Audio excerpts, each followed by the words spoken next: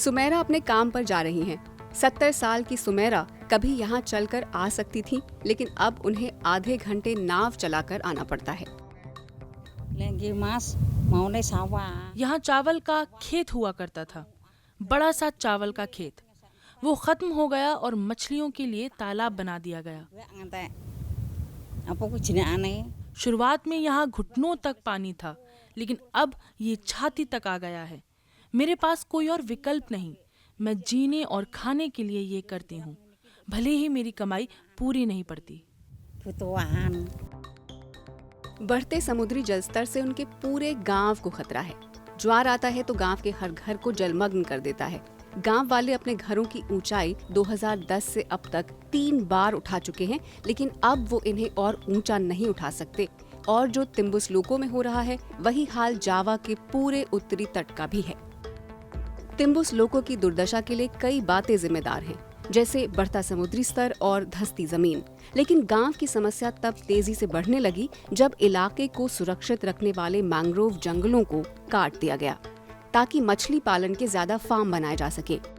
गांव वालों को अपनी गलती का एहसास बहुत देर से हुआ और फिर से मैंग्रोव जंगल लगाने के प्रयास विफल रहे। लहरें इतनी तेज होती हैं कि वो पौधों को बहा ले जाती हैं। सरकार की ओर से भी ज्यादा मदद नहीं मिली है।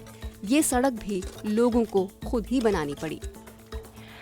मैं जहाँ खड़ी हूँ वहाँ कभी मुख्य सड़क हुआ करती थी। निवासी मोटर बाइक के जरिए यहाँ से गांव में जाते थे, लेकिन अब लोग लकड़ी की पगडंडी से पैदल जाते हैं, जो बच्चों के लिए सुरक्षित नहीं है।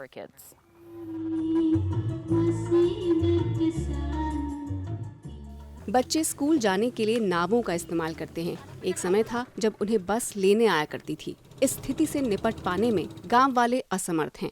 फिलहाल तिम्बुस-लोको में 400 लोग बचे हैं। अब तक 80 से ज्यादा लोग गांव छोड़कर जा चुके हैं।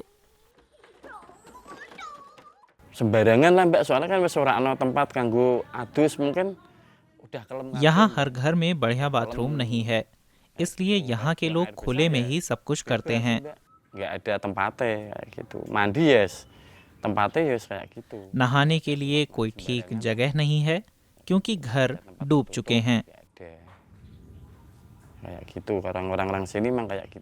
और बिना ठीक ठाक व्यवस्था के शौच की भी ऐसी ही स्थिति है।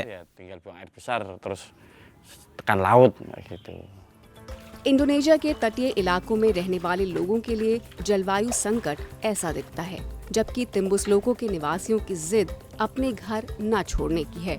लेकिन उनके पास गांव को बचाने का कोई मजबूत खाका नहीं है। आशंका है कि यहाँ का सारा तटीय इलाका 2030 तक पूरी तरह से डूब जाएगा।